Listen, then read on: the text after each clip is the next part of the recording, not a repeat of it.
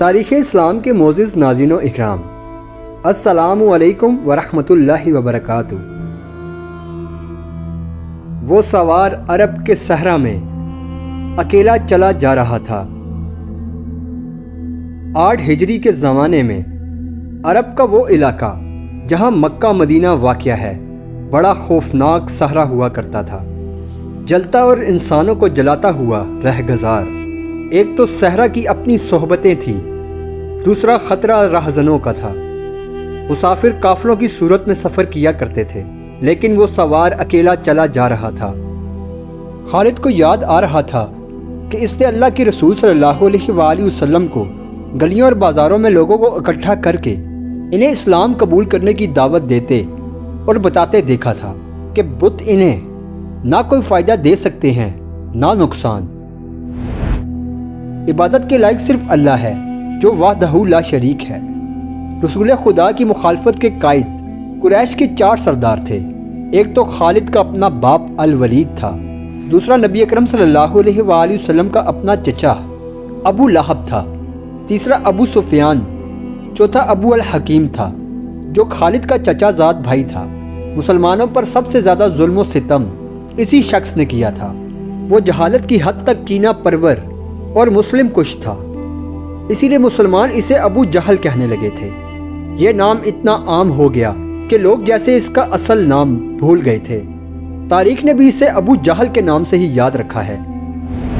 خالد کو یہ یادیں پریشان کرنے لگیں، شاید شرمسار بھی تھا۔ قریش کے لوگوں نے رسول خدا کے گھر میں بھی کئی بار غلاظت پھینکی تھی۔ جہاں کوئی مسلمان اسلام کی تبلیغ کر رہا ہوتا وہاں قریش کے آدمی جا پہنچتے اور ہلہ مچاتے تھے۔ بے اخلاق اور دھتکارے ہوئے آدمیوں کو رسول خدا کو پریشان کرتے رہنے کا کام لگا دیا گیا۔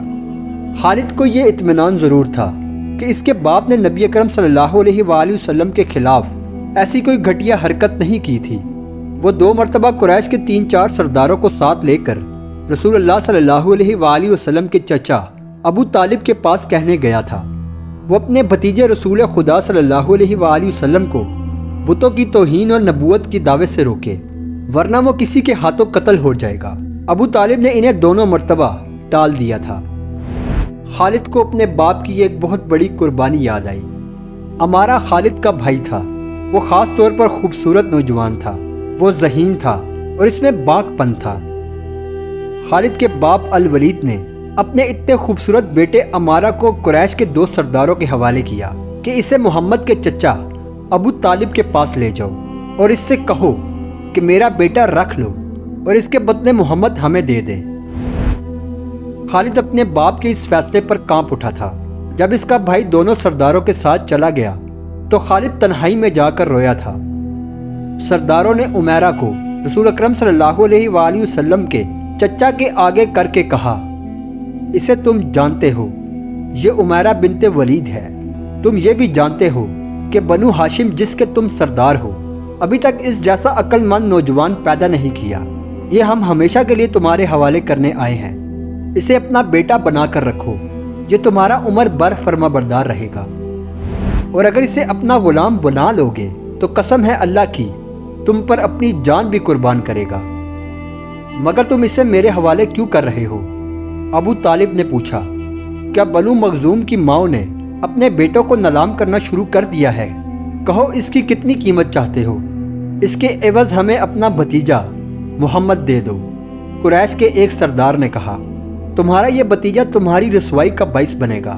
اس نے تمہارے آباء و اجداد کے مذہب کو رد کر کے نیا مذہب بنا لیا ہے۔ کیا تم دیکھ نہیں رہے ہو کہ اس نے قبیلے میں آدمیوں کو آدمیوں کا دشمن بنا دیا ہے؟ تم میرے بھتیجے کو لے کر کیا کرو گے؟ قریش کے دوسرے سردار نے جواب دیا، ہم محمد کو قتل کریں گے۔ یہ بے انصافی نہیں ہوگی۔ تم دیکھ رہے ہو کہ تمہیں تمہارے بھتیجے کے بدلے تمہیں اپنا بیٹا دے رہے ہیں۔ یہ بہت بڑی بے انصافی ہوگی۔ ابو طالب نے کہا، تم میرے بھتیجے کو قتل کرو گے اور میں تمہارے بیٹے کو لے کر اس پر خرچ کروں گا اور اسے بہت اچھی زندگی دوں گا۔ تم میرے پاس کیسا انصاف لے کر آئے ہو؟ میں تمہیں عزت سے رخصت کرتا ہوں۔ خالد نے جب اپنے بھائی کو اپنے سرداروں کے ساتھ واپس آتے دیکھا اور سرداروں نے سنایا کہ ابو طالب نے یہ سودا قبول نہیں کیا تو خالد کو دلی مسرت ہوئی تھی۔ محمد کا تم نے کیا بگاڑ لیا تھا؟ خالد کی ذات سے ایک سوال اٹھا۔ اس نے خیالوں ہی خیالوں میں سر ہلایا اور دل ہی دل میں کہا، کچھ نہیں۔ بے شک محمد کا جسم طاقتور ہے، لیکن رکانہ جیسے پہلوان کو اٹھا کر پچھاڑنے کے لیے صرف جسمانی طاقت کافی نہیں۔ رکانہ بن عبد یزید نبی اکرم صلی اللہ علیہ وآلہ وسلم کا چچا تھا، جس نے اسلام قبول نہیں کیا تھا۔ یہ عرب کا مانا ہوا پہلوان تھا۔ نامی گرامی پہلوان آئے جنہیں اس نے ایک ہی وار میں کچل کر اٹھنے کے قابل نہ چھوڑا۔ وہ وحشی انسان تھا، صرف لڑنا مارنا جانتا تھا۔ خالد کو وہ وقت یاد آنے لگا جب مسلمانوں کو ڈرانے کے لیے 3-4 آدمیوں نے ایک دن رکانہ پہلوان کو خوب کھلایا پلایا اور اسے کہا کہ تمہارا بھتیجا محمد کسی کے ہاتھ نہیں آتا، نہ اپنی تبلیغ سے باز آتا ہے، نہ کسی سے ڈرتا ہے، اور لوگ اس کے باتوں کے جادو میں آتے چلے جا رہے ہیں۔ کیا تم اسے سیدھا نہیں کر سکتے؟ کیا تم میرے ہاتھوں سے اس کی ہڈیاں توڑوانا چاہتے ہو؟ رکانہ نے تکبر کے لہجے میں کہا تھا، لاؤ اسے میرے مقابلے پر، لیکن وہ میرا نام سن کر مکہ سے بھاگ جائے گا۔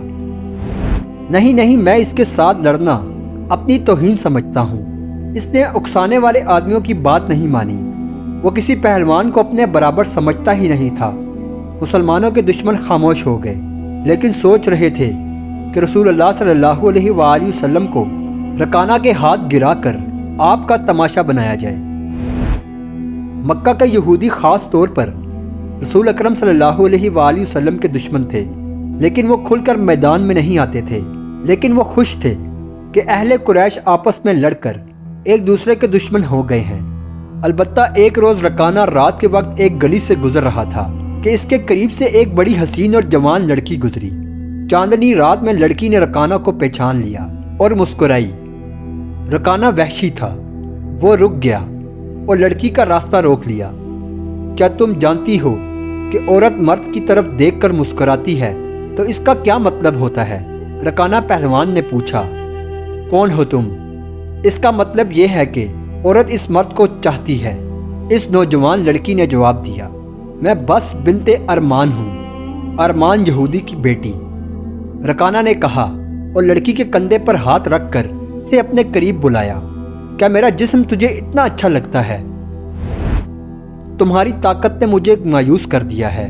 اس لڑکی نے پیچھے ہٹتے ہوئے کہا، تم اپنے بھتیجے محمد سے ڈرتے ہو؟ کون کہتا ہے؟ رکانہ نے گرج کر پوچھا۔ سب کہتے ہیں، لڑکی نے کہا، پہلے محمد کو گراؤ، میں اپنا جسم تمہارے انعام میں دوں گی۔ اللہ کے بیٹے اور بیٹیوں کی قسم، تیری بات پوری کر کے تیرے پاس آؤں گا۔ رکانہ نے کہا، لیکن تو نے غلط سنا ہے کہ میں محمد سے ڈرتا ہوں۔ بات یہ ہے کہ میں اپنے سے کمزور کے ساتھ لڑنا اپنی توہین سمجھتا ہوں، لیکن تیری بات پوری کروں گا۔